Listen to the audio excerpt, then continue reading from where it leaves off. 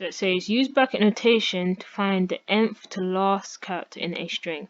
You can use the same principle we just used to retrieve the last character in a string to retrieve the nth to last character.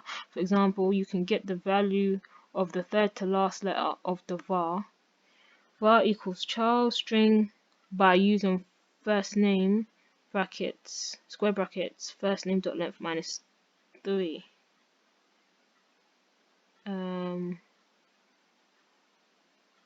Because you want to get the third to last letter, that's why.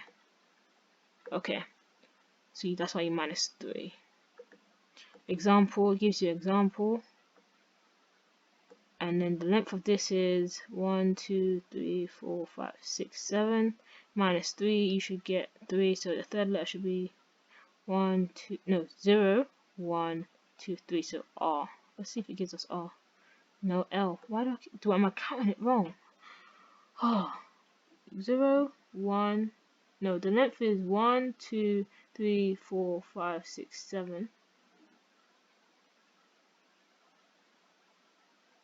Right, and then you minus 3 from 7, which gives you 4. So I counted this wrong. I said 6 when it wasn't 6, it was 7. So it gives you 4. So you need 0 1 2 3 4, which gives you L, which is what you should get. Okay, cool. So it says use bracket notation to find the second to last number in the last string. So what is second to last number? So you want to minus 2.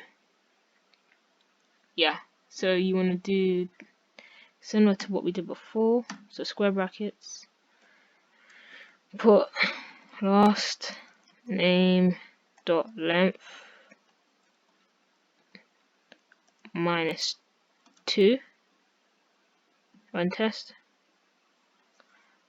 It should be C. I misspelled length. Shame. Run test. Okay. So you've got guts.